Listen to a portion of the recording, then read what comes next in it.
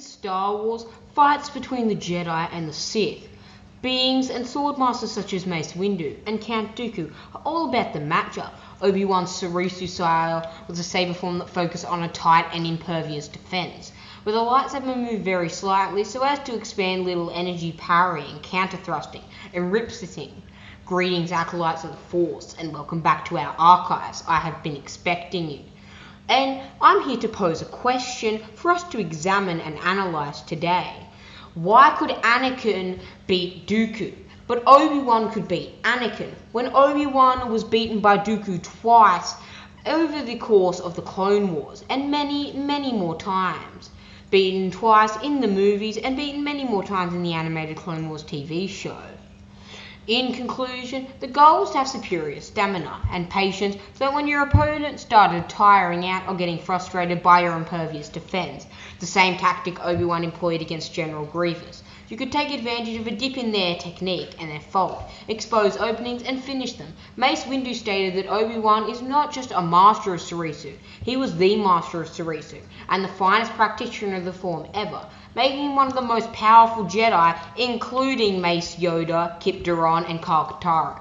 Anakin's form is named Gem So, and it's basically a power-oriented and strong form. It is the most physically demanding of all the lightsaber forms, even above a Taru. With a Taru, you just have to be quick and acrobatic. With the Gem So, you have to be quick and strong. It is extremely skilled and also capable of a good defense. As a great quote reminded me of the Gem So, the best defense is a good offense. Anakin's primary play is to apply constant offense as an opponent, enhance his own strength through power of the Force augmentation, and batter through his opponent's defenses, and crush them into submission effortlessly. When he becomes powerful and skilled enough, like when he was amped with the dark side against Dooku in Revenge of the Sith, who, by the way, was much weaker than in Attack of the Clones, due to the fact that Dooku had tired and was sick of the Clone Wars conflict. It worked like a charm, because although Dooku is probably in the top 3 duelists in canon, and in the top 10 in Star Wars Legends in terms of pure skill, Yoda, Sidious, Mace Windu, and Dooku being his only rivals in canon, his form, named Makashi, relies primarily on thrusts, counterattacks, and footwork. The grace of Dooku's lightsaber proficiency was akin to that of a dancer moving throughout the dance floor. Think of a fencer, or think we're talking about fantasy fencing. Wesley from The Princess Bride, an incredible movie and book. Perfect skilled maneuvering of the blade, and foot to fence out the opponent. The only weakness in this form is it lacks power and momentum. Against 99% of swordsmen, Dooku wouldn't be troubled. Anakin, as this is the chosen one, that is one person who could smash through his skilled techniques and batter him down, and that's exactly what he did in Revenge of the Sith. The main issue with Dooku's style was that it couldn't generate momentum, whereas that was what Gem So specialised in.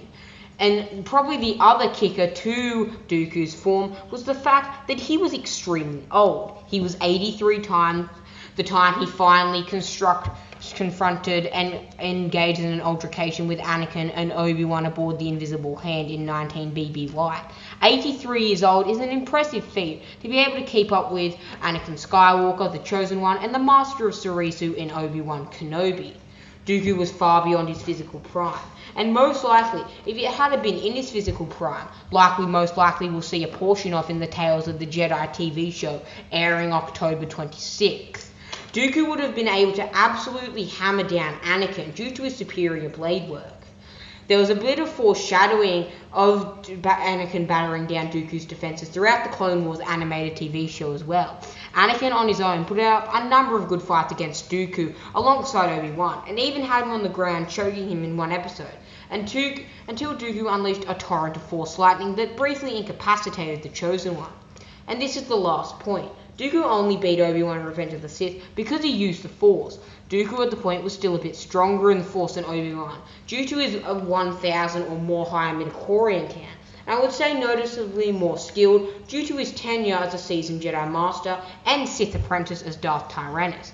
He was able to Force push him to the ground first, and then use Force grip to throw him into a platform, and immobilize him with the platform in a second attack after Force choking him. When Dooku fought Kenobi on Geonosis, he was basically toying with him, since Obi-Wan was using the fighting style known as the Taro, due to the fact that Dooku had trained Qui-Gon Jinn, who had then trained Obi-Wan Kenobi as his third apprentice.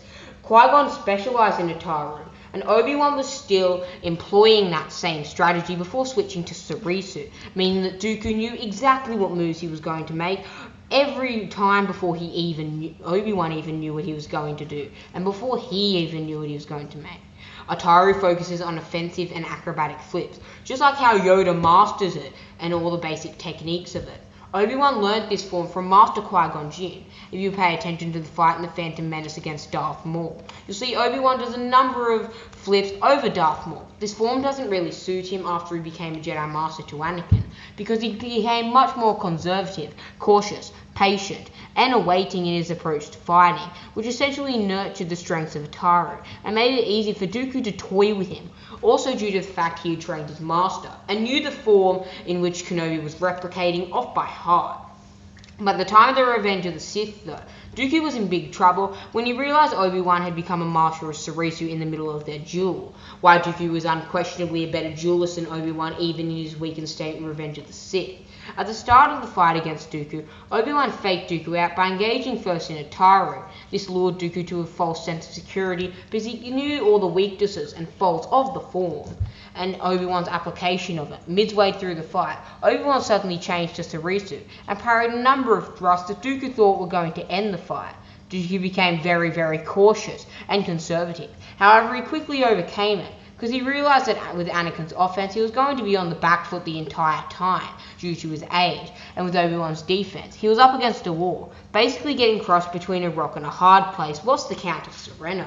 This is why he resorted to using the Force to shatter Obi-Wan's Force barrier, and to get Obi-Wan out of the fight, as Darth Sidious had briefed him earlier, stating that they needed to kill Obi-Wan, as Obi-Wan was the one thing keeping Anakin hooked to the light side of the Force. And with that, Anakin could become a part of their new galactic empire.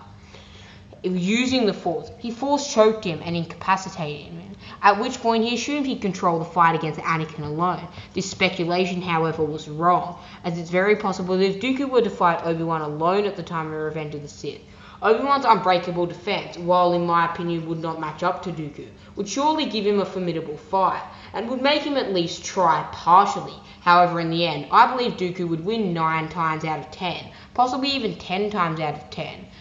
The only way that Obi-Wan could beat Dooku in Revenge of the Sith is if Dooku made a mistake in his fencing technique, and Obi-Wan exploited it using Sarisu. Using sabers only, though, I think it is unlikely that Dooku would ever lose to Obi-Wan. So why did Obi-Wan beat Anakin? Obi-Wan had incredible stamina, patience, and reliance on his lightsaber form, stayed within his limits and played to his strengths, and didn't take any big risks, unlike Anakin, who was happy to give the high ground and back up and let Anakin drive himself back. Unlike Anakin, and just keep his concentration on not making any mistakes. Unlike Anakin, he eventually got the high ground, which in turn was its own fighting style, which I will make an in-depth video about later on. Anakin thought he could pull it off, and impaled his master through the back, which in the Revenge of the Sith game adaptation, he actually succeeded in.